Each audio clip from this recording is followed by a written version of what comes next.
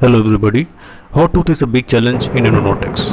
The hot tooth basically refers to a pulp that has been diagnosed with irreversible pulpitis with a spontaneous moderate to severe pain. A classic example of a hot tooth is a patient who is sitting in a waiting room sipping on large glass of ice water to control his tooth pain. Signs of hot tooth. First, deep restoration or caries, coronal fracture lines, increase in tooth mobility, thickening of periodontal ligament. Symptoms of hot tooth. Patient when biting in response to percussion test. The tooth pain increases by heat and is relieved by cold water. The nature of pain is radiating. It radiates from ear to temple for maxillary teeth. The hot tooth pain never crosses the midline. There are many hypotheses of hot tooth. Iron trapping. The reason of this iron trapping is low pH and increase in acidity, due to which local anesthesia is not able to cross the nerve cellular membrane and anesthesia does not happen. The second is altered membrane excitability of peripheral receptors. Nerve from inflamed tissue shows decreased excitability threshold, due to which anesthesia does not work.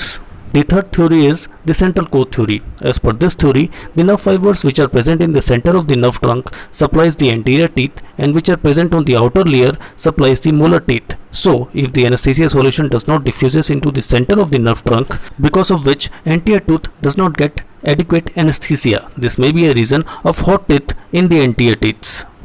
Now I will tell about the practical reasons why hot tooth anesthesia gets failed. If a patient is having pre-existing hypergelsia or pain, then the conventional techniques of anesthesia would not be sufficient. In this case, you have to give intrapulpal, intraligamentary and block anesthesia with infiltration. Second, if the periapical tissues are already inflamed, their pH is low and acidic, the local anesthesia would not work. In this case, local infiltrations always fail. Therefore, better prefer a block anesthesia. The third reason is tetrodotoxin resistant sodium channels. These channels are highly resistant to local anesthesia because they are already sensitized by prostaglandin. So the only way to deal with this resistant sodium channel is to preoperatively prescribe the patient a fast acting NSAID like catrolic acid, which can handle those prostaglandin sensitization. Ways to manage hot tooth and dental anesthesia failure. You can use the 4% articaine with 1:1 lakh epinephrine as a supplemental injection to increase the success of inferior alveolar nerve block injection. Articaine is superior in efficacy and duration as compared to lignocaine.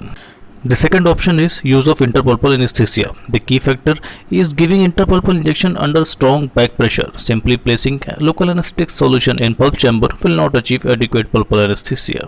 The disadvantage is it's of short duration and very painful to inject. The operator can use preemptive medication to increase the effectiveness of inferior alveolar nerve block.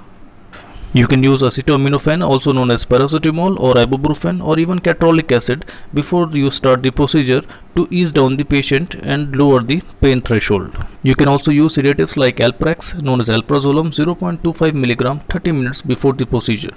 The fifth and most important point is perfect administration of conventional inferior alveolar nerve block. If your technique is wrong, you will not find subjective symptoms of lip numbness and tongue numbness. Make sure that the bevel of your needle is towards the ramus bone of the mandible and without any deflection. Go for Goget's block if the conventional block fails.